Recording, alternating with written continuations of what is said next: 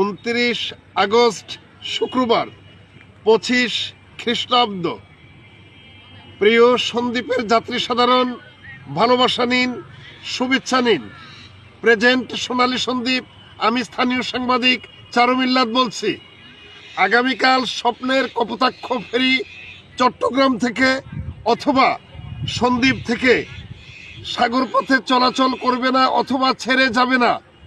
স্থানীয় 3 নম্বর সতর্ক সংকেত দেখিয়ে যেতে বলা হয়েছে। উল্লেখ্য, আমরা সামাজিক যোগাযোগ মাধ্যমে দেখেছি এবং লক্ষ্য করেছি অনেক যাত্রী সাধারণ সিএনজিতে অথবা অটো রিক্সাতে গুরুত্বপূর্ণ জিনিস ভুলবশত রেখে চলে যান। পরে ফেসবুকে স্ট্যাটাস দেন। কোনো সুহৃদয় ব্যক্তি যদি পেয়ে থাকেন দয়া করে আমাদের সাথে যোগাযোগ করুন।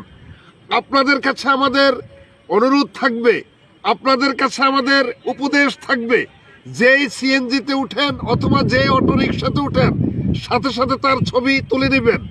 এরপরে আমরা নিজ গুণে নিজ দায়িত্বে আপনাদেরকে ধন্যবাদের সহিত সর্বাত্মক সহযোগিতা করব।